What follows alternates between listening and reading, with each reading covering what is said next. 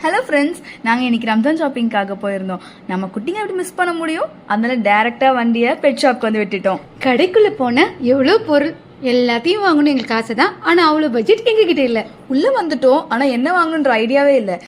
யோசிச்சதுக்கு அப்புறம் தான் ஞாபகம் வந்துச்சு, நம்ம குட்டிங்களுக்கு பிறந்ததுலேருந்து காலரே போடலன்னு. சரி, காலரே வாங்கிடுவோன்னு முடிவுக்கு வந்துட்டோம்.